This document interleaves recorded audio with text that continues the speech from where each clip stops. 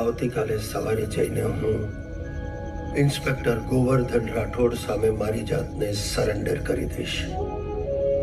હું જાણું છું તમે નક્કી કર્યું છે એટલે હવે તમે પીછેહટ નહીં કરો. આપણે ધાર્યું એમનો પ્રતિભાવ વ્યક્ત કરે. પ્લીઝ. પ્રતિભાવમાં તો મારે એટલું જ કહેવાનું, આજથી મારો ભાવ ગગડી ગયો. અરે ભાઈ અહીંયા ઓફિસ શું થયું સાહેબ? 20 રૂપિયા કાઢ. કેમ? 20 રૂપિયા કાઢ. અરે પણ કેમ? બરે જોવે છે હું 20 રૂપિયા કાઢ.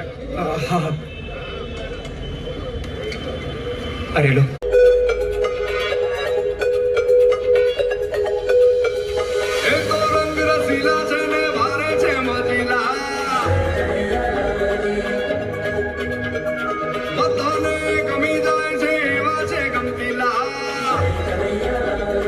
ઇડલી બનાવજે.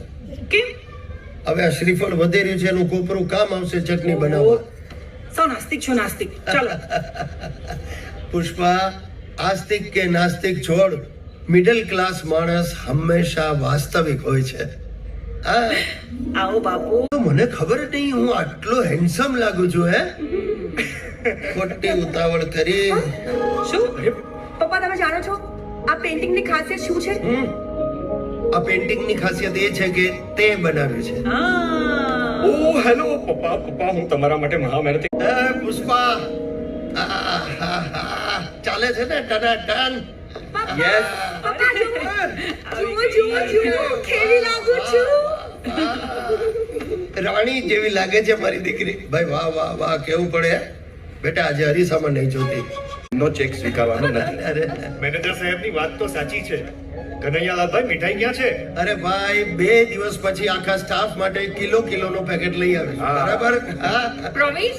અરે આરતી બેન, કનૈયાલાલભાઈ નું પ્રોમિસ એટલે પ્રાણ જાય પર વચન ન જાય. બરાબર ને? અરે વરા સાહેબ ની દેન હોય છે, પણ બાળકોનો ઉછેર અને એના સંસ્કાર એના મા બાપની દેન હોય છે. મને તો ખાતરી જ છે મારી જ્યોતિ એના નામ પ્રમાણે જે ઘરમાં જશે ને એ ઘરને ઉજાળશે. હું તો નસીબદાર છું કે આ પરણીને તમારા ઘર. હાસ તો. તો આવતા અઠવાડિયે મીટિંગ ફિક્સ કરી દઈએ? હા. અરે હિનાબેન, આવતા અઠવાડિયે શું કામ? હું તો કહું છું આવતીકાલે જ ગોઠવો. હા. પેલું કે છે ને શું ચટણી પટ ક્યાં ચટમંગની પટ બસ ક્યાં નહીં